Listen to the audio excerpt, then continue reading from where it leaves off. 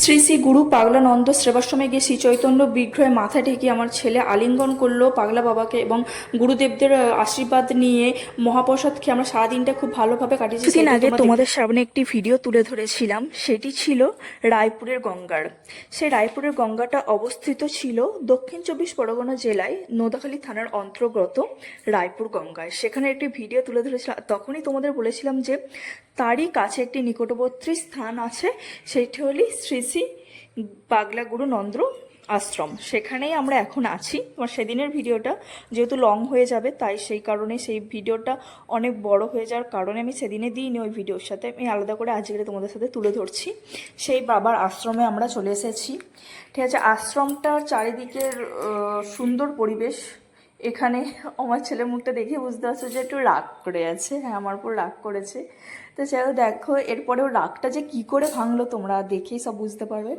এনার বাবা শ্রী চৈতন্য মহাপ্রভুর পায়ে ও মাথা ঠেকালো, আমরা সবাই প্রণাম করলাম।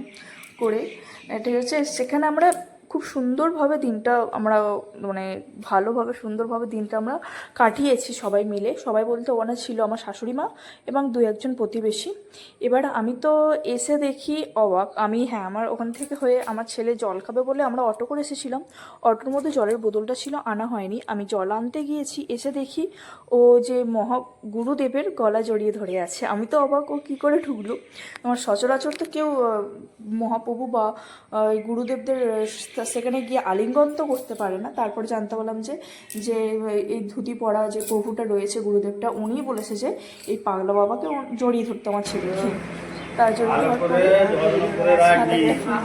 বইয়ের মধ্যে বইগুলো থাকবে, ওই ব্যাগের মধ্যে তুলসী পাতা ভাবি কালকে টান করে পাগলা বাবার তুলসী পাতা দিয়ে আমার ছেলেকে কি বললো সেটাই শোনো। জয় পাগল। পাগলা বাবাকে যে জড়িয়ে ধরতে পারলো আমার ছেলের যে এরকম শত জন্মের পুণ্যের ফল, আমিও মনে করি যে আমিও মা হিসেবে শত জন্মের পুণ্য ফল করেছি, হয়তো পুণ্য করেছি কি জানি না, কিন্তু সেই কারণে পাগলা বাবাকে আমার ছেলে আলিঙ্গন করতে পারলো।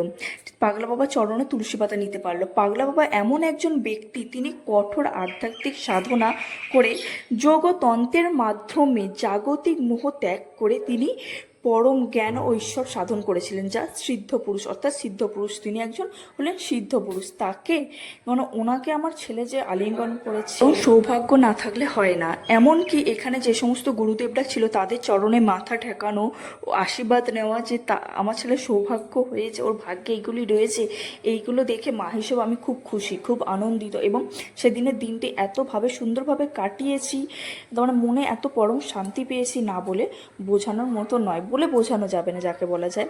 কিন্তু আমরা এই প্রথমবার গিয়েছিলাম এখানে, যেহেতু রায়পুরের গঙ্গা আমি প্রথমবার গিয়েছিলাম, সেই কারণে এখানেও কোনো দিন আসিনি। আর এখানেও প্রথমবার আসলাম। এখানে বিভিন্ন সময় বিভিন্ন অনুষ্ঠান হয়ে থাকে, পুজো অর্চা হয়ে থাকে, যেরকম দোলোৎসবে মানুষদের সেবা করানো হয়, কোনো পূর্ণিমায়, সেরকম এখানে খুব বড় বড় অনুষ্ঠান হয়ে থাকে। ঠিক আছে, এবারে হচ্ছে যে এই গুরুদেবের কাছে যার মুখ থেকে আমরা প্রবচনা শুনলাম, আমার ছেলেকে যে বলেছিলেন যে পাগলবাবুকে জড়িয়ে ধরো, আলিঙ্গন করো, ওনার গলার মালা খুলে আমার ছেলেকে পরিয়ে দিল। একটা সৌভাগ্যর ব্যাপার।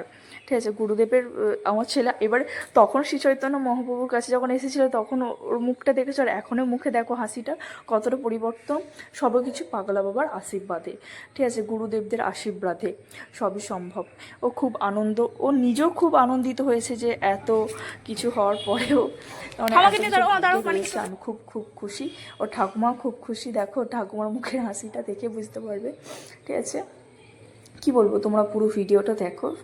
যদি তোমাদের ভালো লেগে থাকে তাহলে প্লিজ লাইক কমেন্ট করে জানাবে যে ভিডিওটা তোমাদের কেমন লাগলো। আর তোমাদের বাড়ি যদি এই দক্ষিণ 24 পরগনা জেলার মধ্যে হয়ে থাকে তাহলে কোথায় কার বাড়ি একটু জানাবে কমেন্ট বক্সে। যদি তোমরা সম্পূর্ণ ভিডিওটা দেখে থাকো তো নিশ্চয়ই আমার কথাগুলো তোমরা শুনতে পাচ্ছ বা বুঝতে পারছো। তাহলে এই পাগলা বাবা ধামে একবার হলেও তোমরা ঘুরে যাবে। আমি তোমাদের গ্যারান্টি সহকারে বলছি যে তোমাদের খুব ভালো লাগবে, মন খুব শান্ত হবে এবং পরিবেশটা এত সুন্দর, কি বলবো। এবার পাগলা বাবার যে গুরুদেব রয়েছে, মানে এখানে যে সমস্ত গুরুদেবদের রয়েছে তাদের পায়েও প্রণাম করলো আমার ছেলে। এবার ওনার মুখ থেকে তোমরা কিছু শুনে নাও কি বলছেন উনি। উনি রাধারানীর ভজন করতেন, এই নদীর উপর দিয়ে হেঁটে আসতো, এই পুকুরের পাঁচ তুলে দিলে সন্দেশ হয়ে যেত। উনি রাঙা তাল গাছকে স্পর্শ করলে তাল বদলে যেত। বিনা আগুনে মানে ফুঁক দিলেই উনুন জ্বলে যেত। উনি হচ্ছে এতটাই মানে এই পুকুর থেকে মাটি তুলে দেবে, সন্দেশ হয়ে যাবে।